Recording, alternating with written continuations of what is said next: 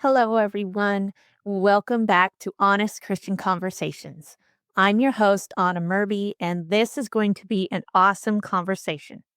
My guest is Gloria Hines. She is a midwife. So if you aren't familiar with that, she will explain what that is. I know I didn't know what it was until we talked, but now I do. This is not just a conversation for women, so men don't tune out now and say, oh, well, I guess I'm not watching this. You will. You have to watch, you have to listen. You're part of the whole birthing process as well because it's your child too. This is going to be a very encouraging conversation. Her story of how she got into it is beautiful.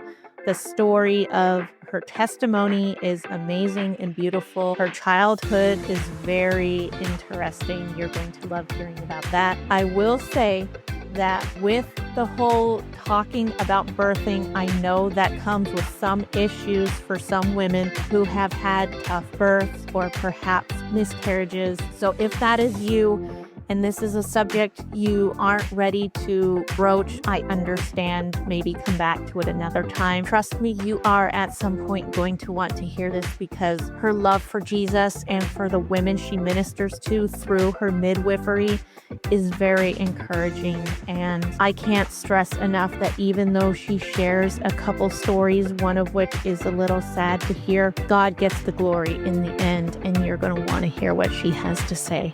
So without further ado, let's listen to Gloria's story. Before the episode starts, make sure you follow the show so you never miss another episode. Hello, Gloria. Thank you so much for coming on the podcast. I am very excited to talk to you because I have never needed to use a midwife before for my 5 kids because I have had 5 C-sections and obviously, there was no real need for that. But I do have a lot of friends who they've had them or they're becoming a doula. I don't know if that's quite the same thing, but it was very interesting to hear that you are one, and on top of that, you are a believer in Christ, which I don't hear that too often. But I feel like that's like an integral part of it, or should be anyways, because we are made in the image of God. And it's important to remember that he knew us before we were born. He knit us together in the womb, as the verse says up there.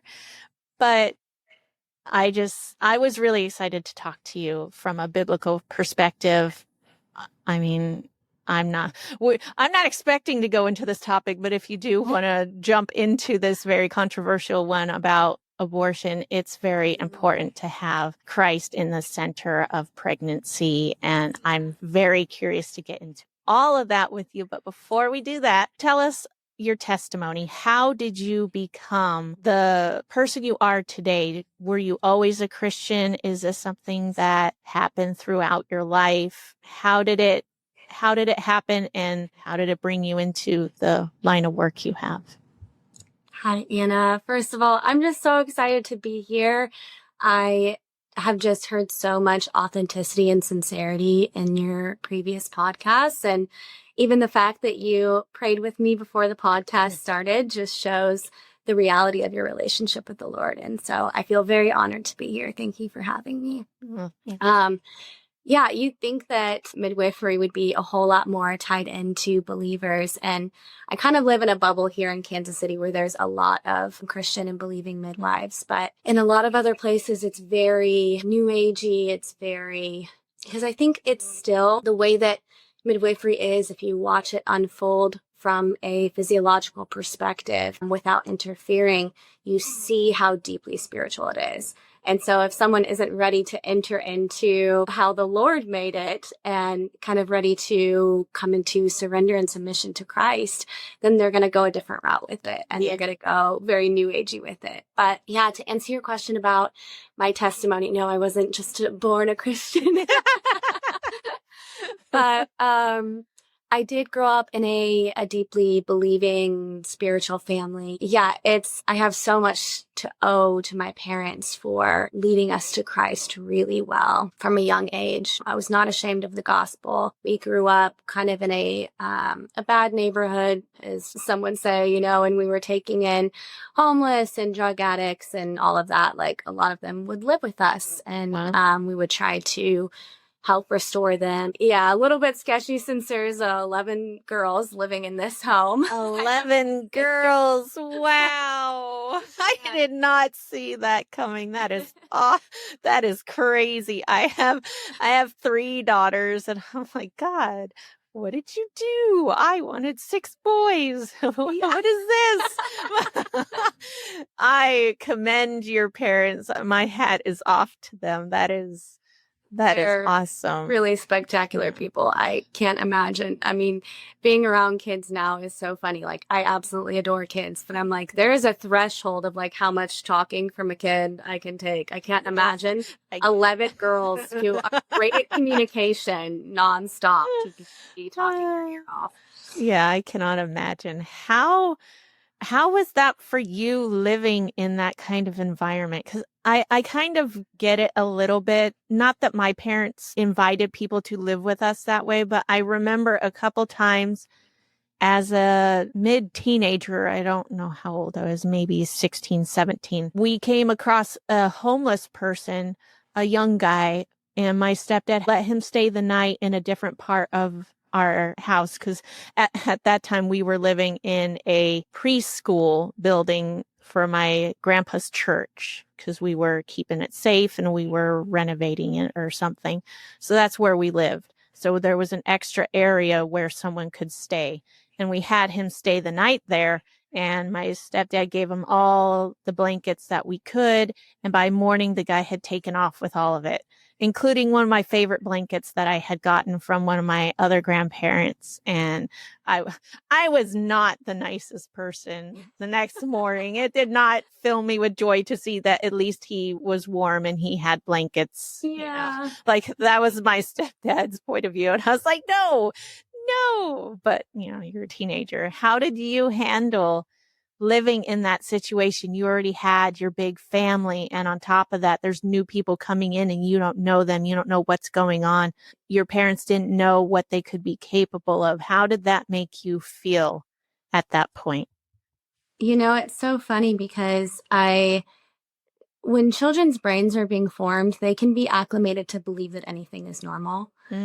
And so to me, it was like, this is normal. And I really thought every believer did this. I thought every believer took in people, because my parents would just say, well, we're a light in the darkness. Of course, we're going to take in people. And so it was just normal. I kind of felt like we did it more than most people because it's like, extended family members. I didn't really see them taking in people. Yeah, raise your hand if you've done this before, ladies and gentlemen. Write a comment or something and let us know if she's not alone or if this is a very unique situation, because I have not heard of anyone really doing that other than missionaries overseas. Sure. But that's awesome. I love that they had that perspective that we're the light in the darkness. Of course, we're going to do this. A lot of people don't take the Bible at its word sometimes with certain things. And maybe we should. I mean, obviously, if you're lusting, you don't need to pluck your eye out.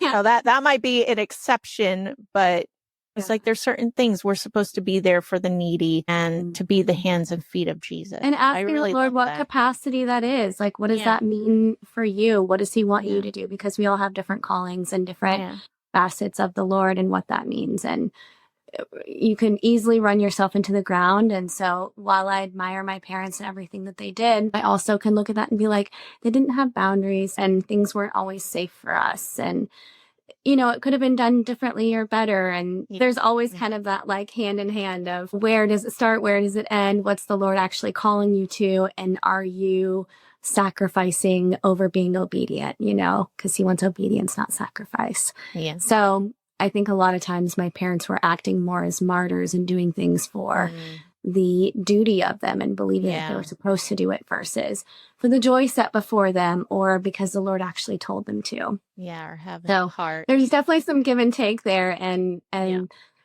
his sheep hear his voice. So just learning how to follow that still small voice. Yeah.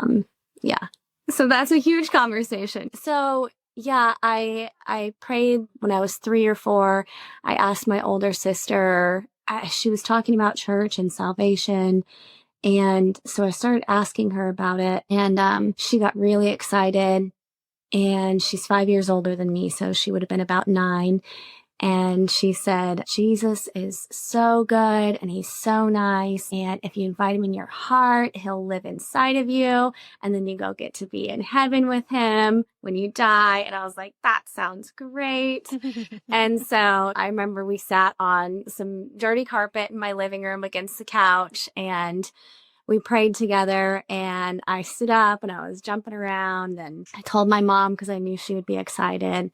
And she goes, all of heaven is celebrating with you right now. They're all throwing a party. And I was like, that's so cool, Yeah.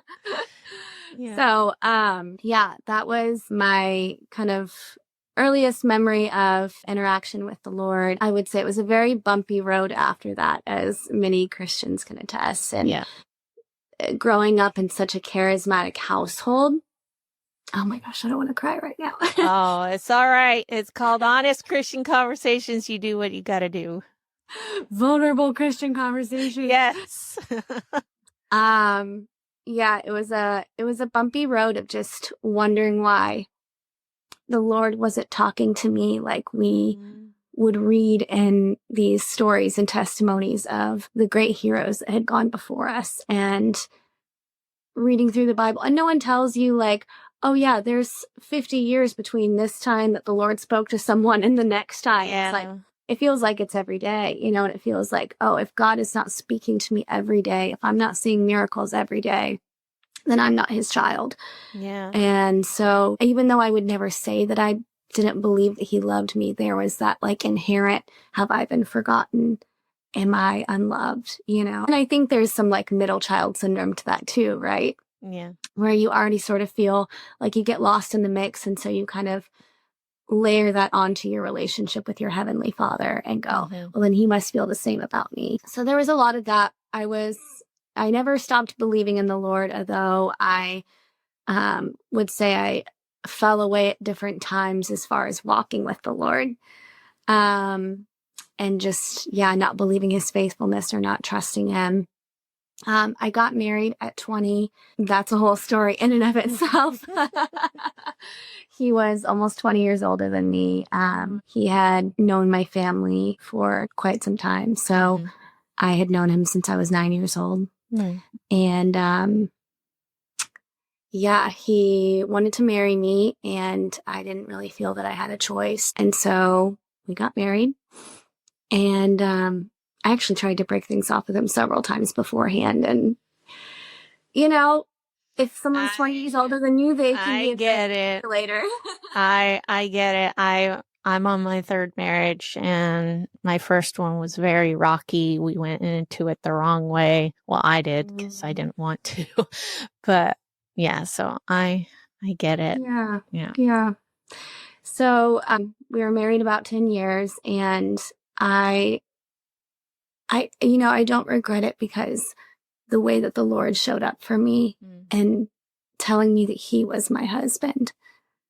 And I didn't have to find my identity in the things that my earthly husband said about me, because my Father, my heavenly husband, has such a clear identity of me, and he knows me so much better.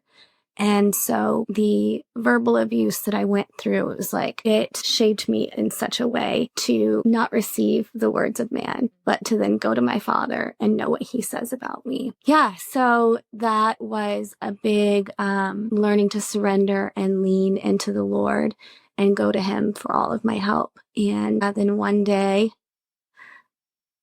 it was actually, we were going to go on a missions trip to Haiti, and we had just met with the missionary that was going to take us there. And I just remember feeling so distressed. Like, I cannot go to Haiti and share with these people. I am a mess. What do I have to give them? I'm being abused. I'm crying myself to sleep every night. Like, how do I go there and share the good news? Yeah. And so, I went into our guest bedroom and was just praying in there and crying out to the Lord. It was 8 at night. Something about me, you should know, I am an insomniac, so I will stay up till like 3 in the morning. That's how late I was up last night. My eldest is like that. Yeah. And I cannot nap for the life of me. I cannot nap. For some reason, I fell asleep at like 8. And it was like kind of a supernatural sleep I think the Lord put over me. And I have this dream where it felt so real. Like I felt the weight that I was a murderer. And detectives were looking and just trying to find me. And I'm like, oh my gosh, I killed someone. I can't believe I killed someone. Who did I kill? And I'm freaking out. And I wake up and I'm still kind of like in the haze of believing that the dream is real. And I'm like, oh no, what do I do that I killed someone? And then I heard the Lord say, you are a murderer, because if it's in your heart, then it's as if you've done it. And I was like, oh my gosh, who have I murdered in my heart? And I immediately knew it was my husband, because there was this hatred in my heart and just like wishing that I'm like, well, I don't believe in divorce, so he has to die. Yeah, I feel you there. I was in that position with my first one too. Yeah. Wow. Yeah. So then I got on the floor, I repented, and I'm like, Lord, I'm so sorry. You're right. I'm a murderer. Like I have wished for his death in my heart. And yeah, that makes me know better. And so I repented of that and then somehow fell right back asleep. And I was like walking up to a desk, and this office lady hands me 2 papers and she goes, you're guilty on 2 counts of murder. And I was like, wait, who could the other person be? There's no one else I hate. And she flips it over and she's like, it's you. And I was like, oh. And the seriousness of that hit me in a way that it's never hit me, because to me, it had always felt like, well, you're allowed to hate yourself. You're allowed to have that kind of self-pity. It's kind of like this martyrdom aspect of like, oh, I should less of me, more of Christ. I'm allowed to hate me and hate everything about me and love everyone else. And the Lord is like, I don't think that's cute or funny. And I don't agree. I love you and I died for you and you were worth it to me. And you're not allowed to hate yourself. That's murderous. And like the seriousness of the way that he loved me hit me. Yeah. And so I woke up and I repented again. And this time I start pacing my house and just being like, the Lord has met me in a really real way, in a way that I've never encountered before. Like the veil is thin. And so I need to spend time here. I need to figure out what the Lord's doing in this moment. And then the Lord started like weeding these lies out of me, weeding the different beliefs that I had that I didn't even know that I had in my heart. And so he was pulling these things to the forefront, saying like, you don't believe that I'm faithful. You don't believe that I've loved you deeply. You believe that I've forgotten you, or you believe that I don't have a calling for you. And pulling these lies out and then replacing them with truths. After that, it's been just night and day difference that he has grown these things out of me, and everyone noticed the difference. They were just like, who are you? And I have no glory to give myself, because I know I didn't do it. I'm like, he decided to encounter me that night. He decided to weed these things, and then he decided to make me into who he made me into. And that's how I know it's the Lord, that like I can't credit anything to myself. His goodness is just so apparent. So yeah. It's been very fun. Yeah. But that's when I think I got born of the Spirit. Nice. That is an intense dream that I cannot imagine waking up from that and just moving on with your life. How could you just be like, there was no, that was like a weird dream. Let's just go. Like, let's just go back to sleep. I don't see anyone being able to do that when you've had such a visceral reaction, I guess, to it. You really felt like you had killed somebody. You woke up with that feeling of, did I really do this? What have I done? So whatever he was trying to do in you, it snapped you out of it immediately, which I thought is very awesome. and reminds me a little of how he does things with me, because he has to go big sometimes to get my attention. He disciplines me or lets me know something, and I feel it immediately, and then I'm quick to understand what he needs me to do in that moment. I think that's great that you figured that out right away, that there was something that you needed to do and you did it, and you've healed from that. That's awesome. I'm encouraged, and I know others are encouraged. Are you still with your husband? Are things better? How did that? No, we were married for 10 years, and the Lord finally released me to divorce him, which was, just a year of torment trying to hear the voice of the Lord and just being like, I don't want to do it if you don't want me to. If you tell me to press through and that things will get better, or that this is my cross to bear, I'll do it. And that's not where my heart was initially. Like, Lord, just tell me I'm not going to hell and I'm going to divorce this man. Oh, yeah. You know? Yeah. And slowly my heart began to change and began to become more surrendered in our year of separation, and where I was just like, okay, Lord, not my will, but yours be done. And I felt like he was like, good. Yeah, finally.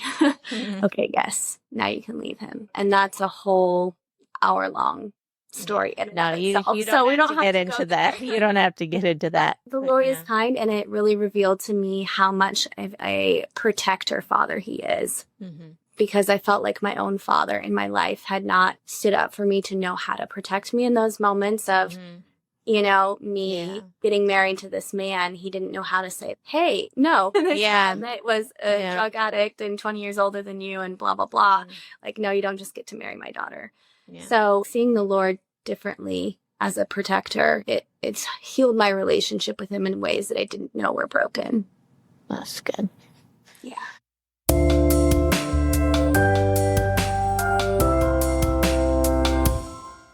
Hey, friends, have you joined the Honest Christian Conversations online group yet? If you haven't, you're missing out on a perfect opportunity to grow your relationship with Jesus Christ. This is a community for those who want to go deeper in their relationship. You can do Bible studies together, ask the questions you have biblically, and get the answers that you might need. Or maybe you're somebody who has answers to somebody else's questions. You can leave your prayer requests. You can leave your praise reports. This is a community. This is what church is supposed to be.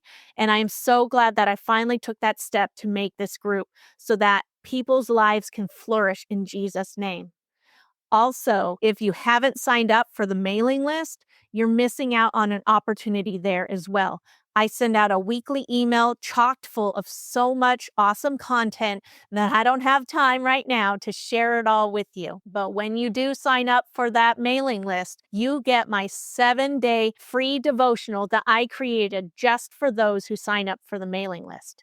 If you haven't joined either of these, you can go to my website, honestchristianconversations.com, and sign up there, or you can use the links for it in the show notes.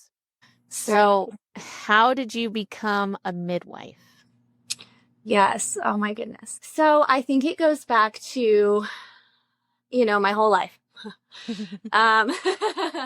So my mom had the first 4 of us in the hospital, and then all of my younger siblings were born at home, but without a midwife because they weren't legal back then. Oh, wow. And so there was a lot of trauma around the home births as far as just the big unknown. And are we okay? Are we not okay? Type of conversations always happening. And then her last birth, she ended up having to go to the hospital afterwards due to blood clots, and she had lost too much blood, and then all kinds of issues there. But so growing up, that was always kind of in my mind when family would gather, because it was big family that had also had so many children, and they were home births. So everyone was kind of talking about birth when they would gather. The women would get together and say things that you just don't hear in day-to-day life. Like, as you're pregnant, you need to remove the leaven from your home, from your heart. And like, what does that mean? You know?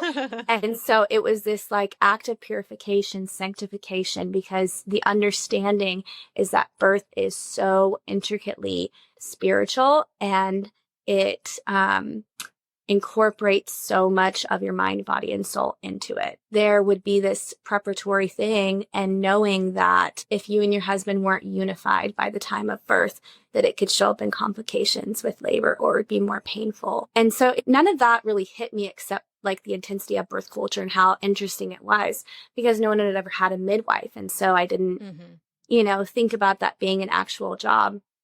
But one of my friends who had 6 kids was actually just talking to me about her births. And she said, yeah, my midwife was just so there for me, body, soul, and spirit. And she would ask me questions, how is my marriage doing? And she would ask me, where's my heart at? And just guide me in all things, not just like a dialogue type of thing. And so I was like, that's what I want to do.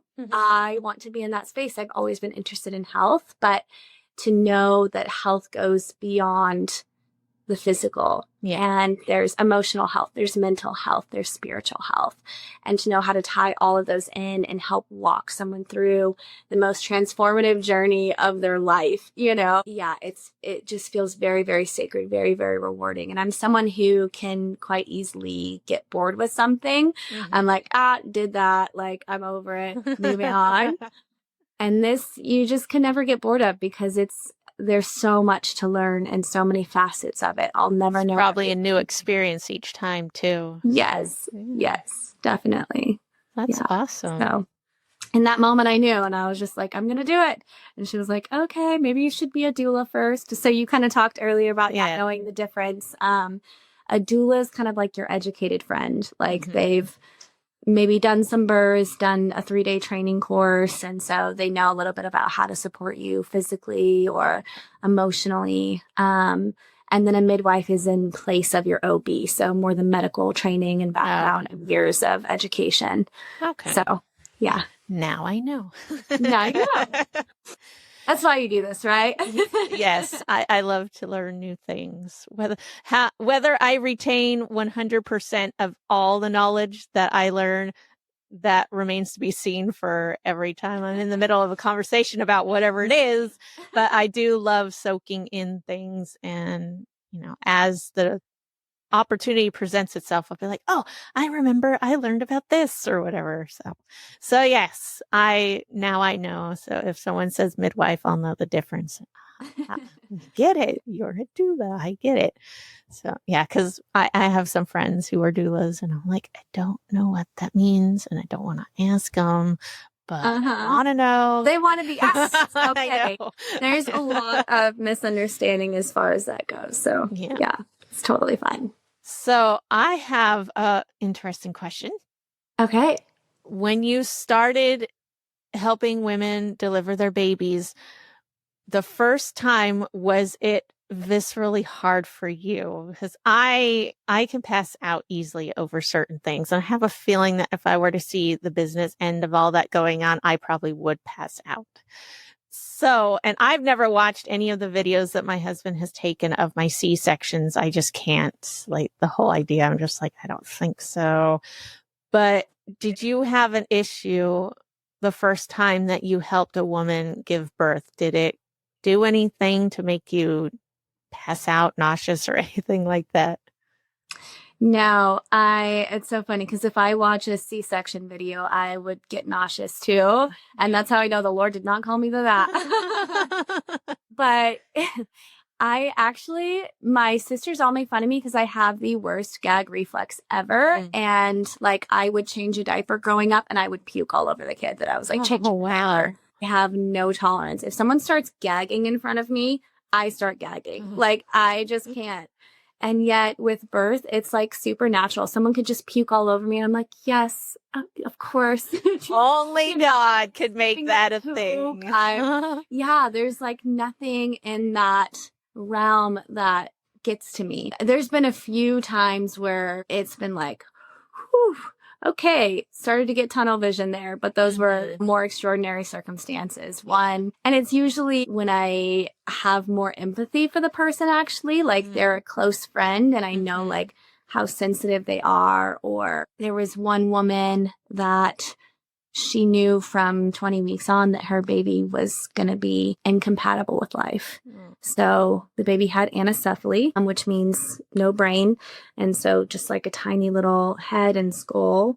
They didn't know if the baby would be born dead, alive, what that scenario would look like, but they just wanted it in the comfort of their own home. And I was actually covering for another midwife who had gone out of town while this woman was delivering. And I had met with her beforehand. We sat down at Chipotle and I just bawled. She was just the most precious woman. And my heart just went out to her so much. After she gave birth, the cord popped when the baby came out because with more active babies, as they move, the cord stretches. Wow. But if you don't have brain activity, then they're not going to be moving a lot, except for jostling around, sort of. And so then the cord is very short. And so baby came out, cord popped. And so you got to get that placenta. But they're singing hymns over their baby and just praising the Lord and loving on that sweet baby. And so my heart is already like wrecked and tender. Yeah. But I have to go up inside of her and get a placenta, which is not a very fun thing to do. It's pretty like grotesque. It's my least favorite thing in all of midwifery. And so I remember going up there and I like still had my coat on because we ran in the door basically. It was happening so fast. Oh, wow. So I am like going up there and I'm like, whew, I am hot. Oh my gosh. Like I need to breathe. And so I like came out, took my coat off and I was like, I'm going to take a second here before I do this because I don't want to black out and pass out on her. Yeah. And so anyway, that was the closest experience I had to pass it out. Yeah, I definitely would not make it in this career.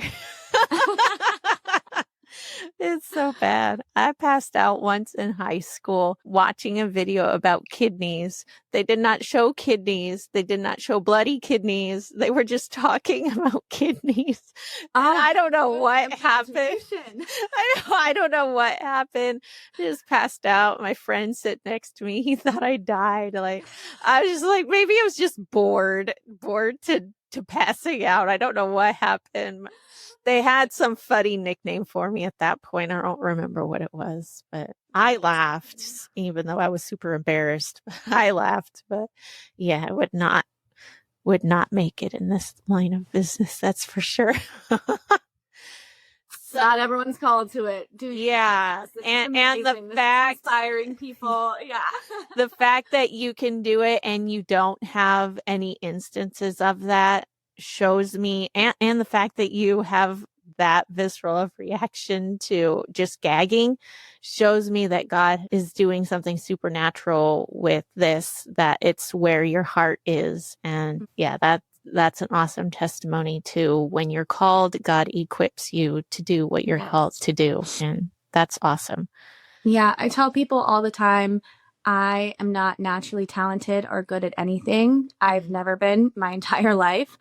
And the way that I was able to just pick up midwifery and run with it, and the way that the Lord has sustained me through it, I know that this is the Lord's calling for me. And it's so important to know that because I think this is one of the hardest jobs in the entire world. Very rewarding, but one of the hardest jobs in the entire world. And so to know that you're called to it and the Lord is sustaining you and the Lord will keep you and carry you is so important.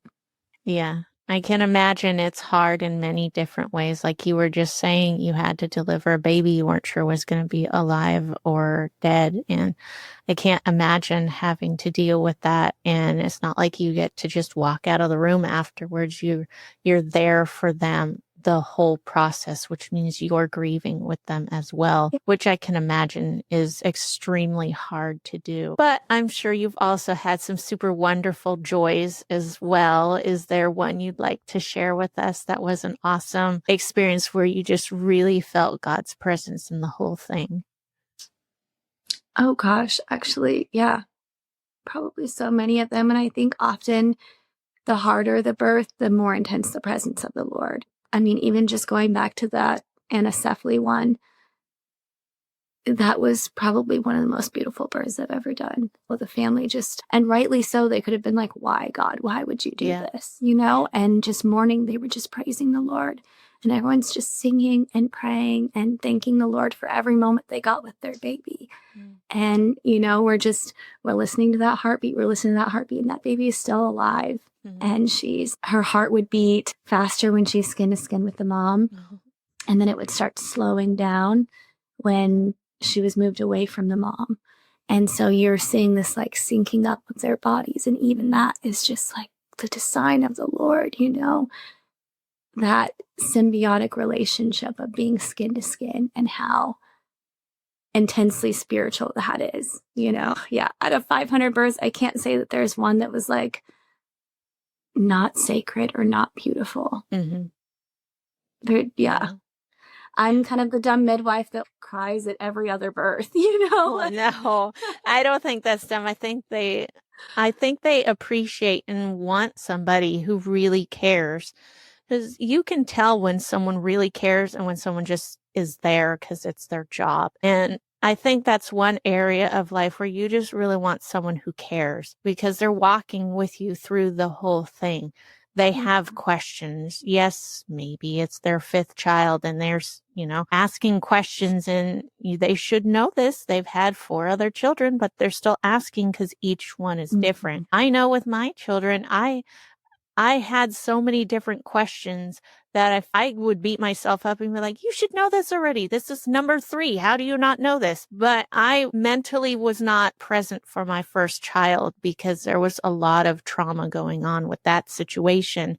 And during my second, I was still going through all that trauma, even though I was in a new relationship, but I was going through new baggage that I was adding on to that as well. And it was not living for Christ either. So I didn't lean on him during that.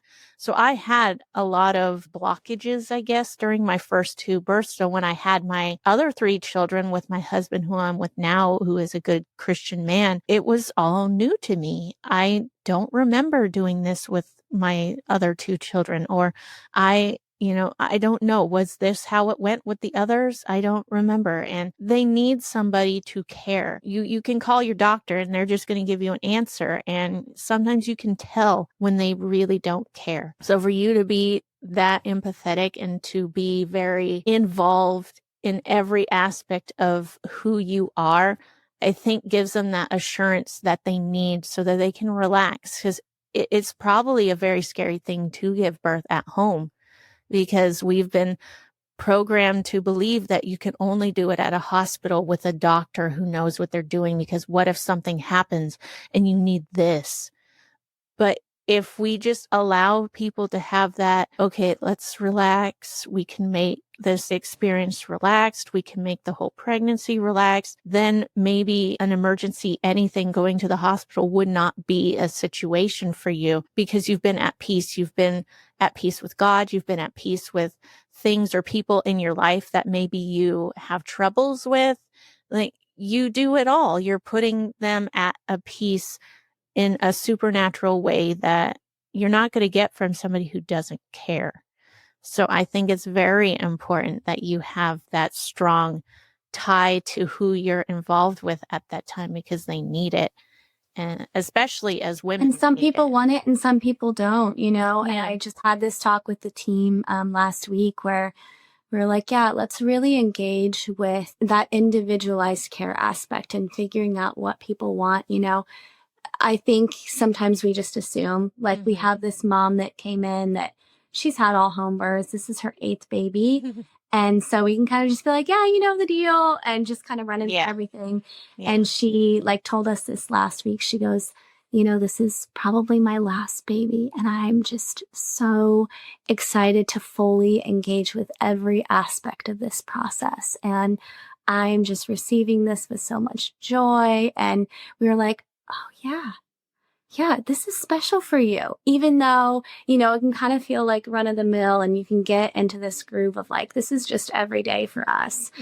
But, you know, for each of these women, it's a special transformative journey. Each one of your pregnancies and your births were special in their own way and transformative in their own way, even if they were hard or sacrificial or whatever it was, or even if you disassociated in some way, there was things being done in you and someone that you were becoming in that process. And so learning how to facilitate that well, and not everybody wants that from us. Some people are just hiring us to be their professionals, and that's totally fine. So it's the level in which they want to engage that we can jump in and engage with, And I would say for the people that are coming to us, home birth is not a scary thing. Hospital is more scary for them. They're like, oh, please don't take me to the hospital. That's so scary. Yeah. They typically are just very comfortable and at peace at home, and they understand the design of the Lord and that the Lord made them well. Their body works. They're not broken.